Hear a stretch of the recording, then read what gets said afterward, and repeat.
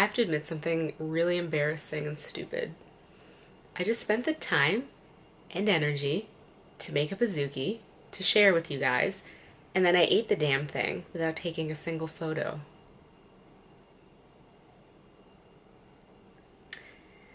Yep, that's my life. My life is fat. My life is a fat ass. I ate it. It tasted delicious. It was absolutely delicious, and I ate the whole thing. And that's also why when I make a recipe, I don't make a recipe that you can divide into 6 or 12 or 16 pieces, because the likelihood that I'm actually going to make it 16 days is very unlikely. I'm going to make it 16 minutes, okay? So that's why most of the time when I share a recipe, it's a you can eat all in one sitting kind of thing, because the fat ass is strong with me. Now, it fit my macros. Like, I didn't binge eat or anything. It's not that. It's just the fact that it tasted so good that I ate it without taking photos or showing you how to dress it up. So now I have to make another one. So I'm going to make a second one that I cannot eat. I mean, it would fit my macros today because the macros aren't bad. I just don't think I should probably eat 2 Pizookies in one day, because that's not really health. And I have a refeed tomorrow anyway, so. Anyway, I'm going to make a second one. I can't even believe I'm admitting this to you. This is kind of how my life goes. So, you're welcome.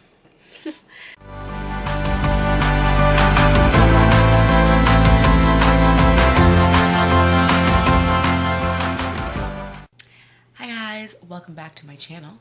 And as you can tell from today's video, it is the much awaited, much requested, even slightly threatened Pizookie recipe. I'm going to share it with you finally. Apologize for making you wait, but trust me, it was worth the wait. Okay, so a few things. If you are on complete poverty macros, you may want to just stick with my protein brownie because that's obviously really super low macros. This is a lot higher macro. I highly recommend eating this hot out of the oven, throwing some toppings on it. And I say throw toppings on because if you eat it hot, it is 10 times better, like escalates you into the pedestal up into heaven if you put toppings on it. If you do not, yeah, it's good. It's still really great, don't get me wrong, because I definitely ate the entire thing by in one sitting, just without any toppings by mistake.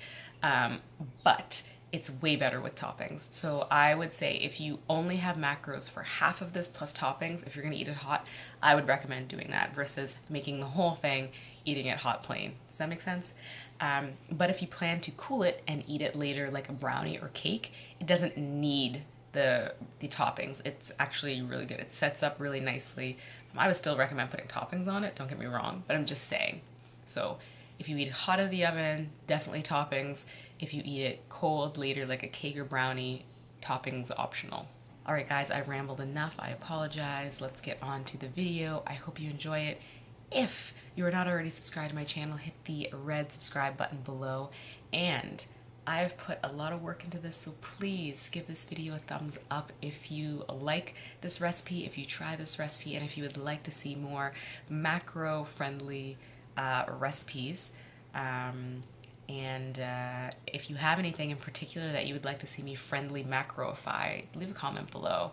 Let's get over to the Pizookie. I'll talk to you guys later. Bye.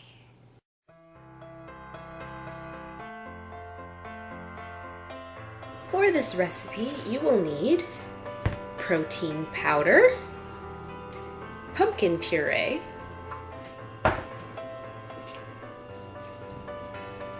Greek yogurt,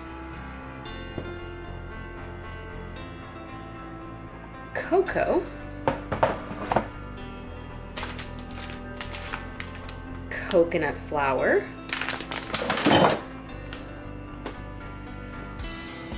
an egg, sweetener of choice, I used Splenda,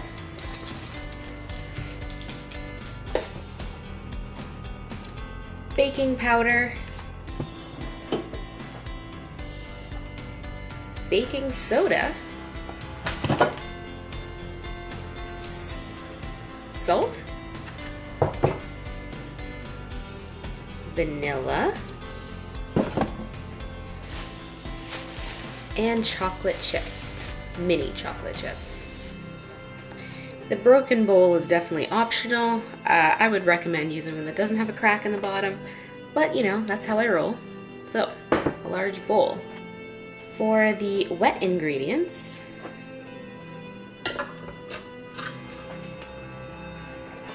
$75 grams of pumpkin puree,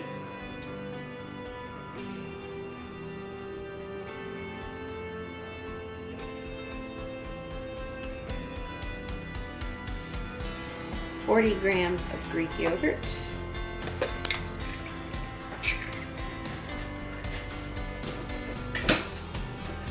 and stir.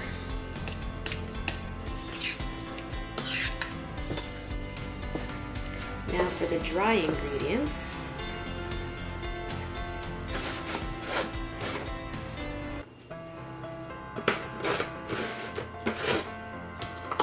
You want a scoop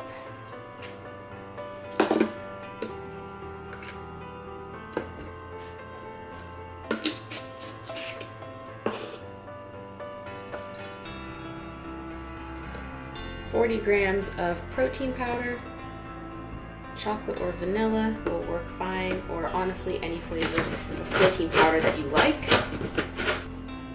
25 grams of cocoa, 14 grams of coconut flour, 1/8 teaspoon of salt,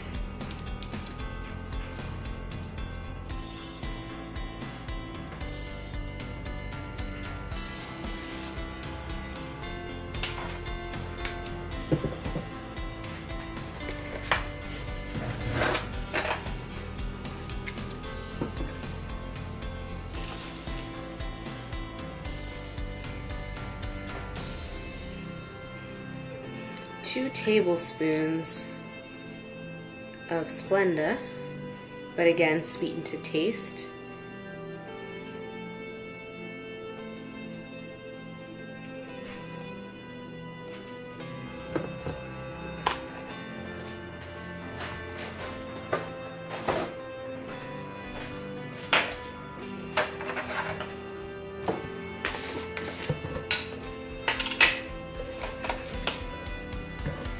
A 1/4 teaspoon of baking soda, and 1 teaspoon of baking powder. Mix the dry ingredients well until combined.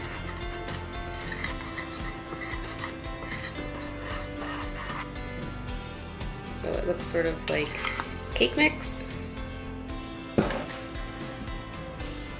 And then to your wet ingredients, I forgot, you're gonna add a teaspoon of vanilla,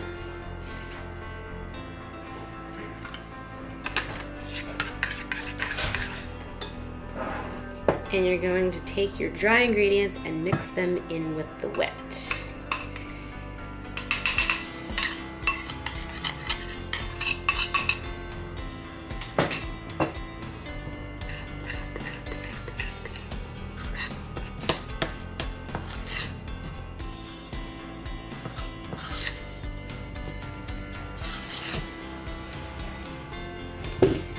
And to this mixture, we are going to add 2 tablespoons or 30 grams of mini chocolate chips. Obviously the chocolate chips are optional, but they add a lot to this recipe. So I would not skip them if I were you. And I recommend mini chocolate chips because they disperse better, and so you can get a piece of chocolate chip in every single bite. You can get as fancy as you want. You can use a cast iron pan, but I'm just using a 8-inch or 9-inch round baking tin. Give it a quick spritz with Pam or something. I just use coconut oil one. And then to this, you're going to pour in your brownie mixture.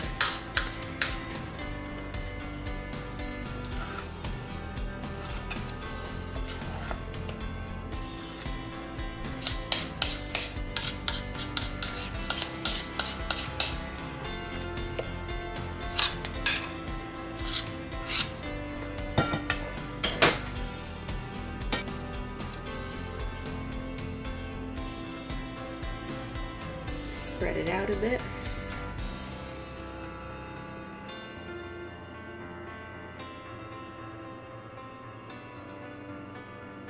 So you get a nice big cookie. Now you can make it as thick or as thin as you want. I'm not going to spread it out the whole way because I don't want it to be so super thin. Plus it will spread out a little bit. And here we go. Now we're going to pop this in the oven in a preheated 350-degree oven for 10 to 15 minutes. Guys, the worst thing that could ever happen happened. I was not recording. So my camera just shut off and made me realize I wasn't recording.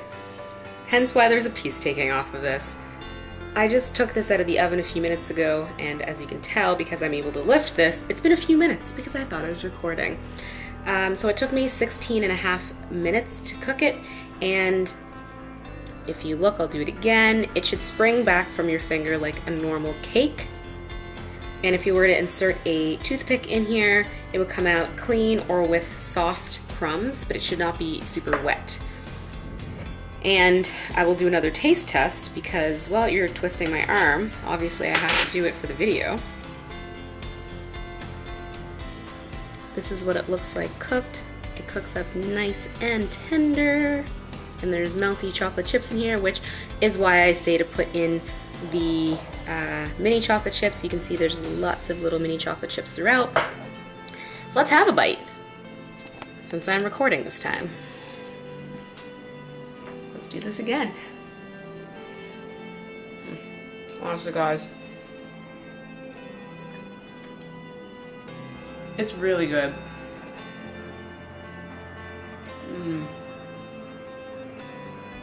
I will put the macros in the description bar below or on screen. And the macros are for the entire thing. Do I have chocolate in my teeth? I probably do. But I feel like it's important for me to come back and say this. So I've just been standing here eating this. Like, I honestly have been standing here eating it. Here, I'll show you how much is left. Yeah, so just been chilling here while it's hot eating it. And it's really good. Like, really, really good.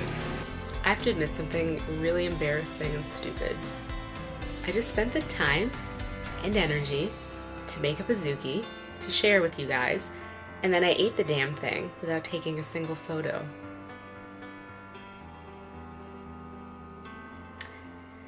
Yep, that's my life.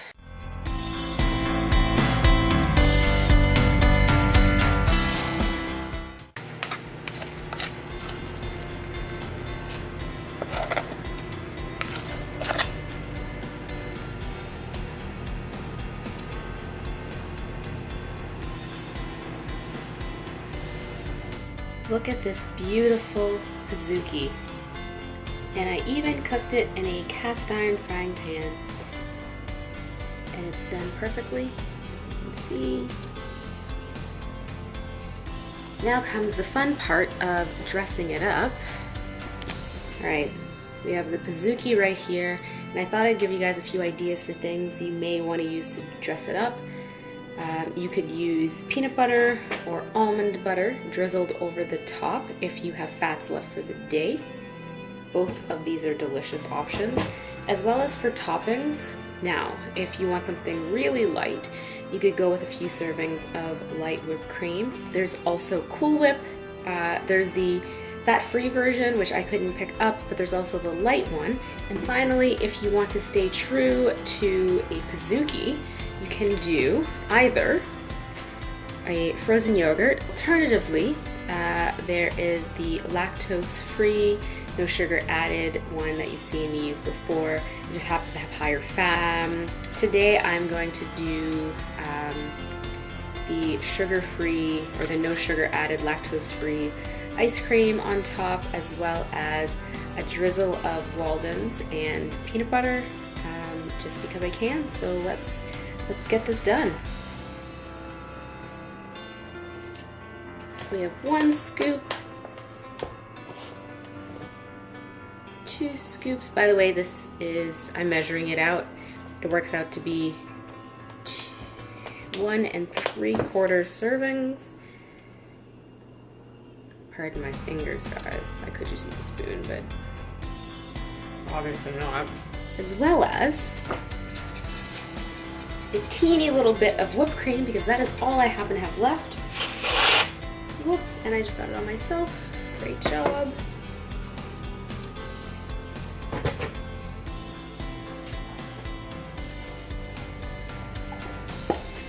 Yeah, I was gonna add nut butter, but you know what? I think this is decadent enough. Look how beautiful this looks. As I mentioned before, your macros determine what goes on top. So there you have it, guys. It's the remake, but I promise 10 times better. Et voila.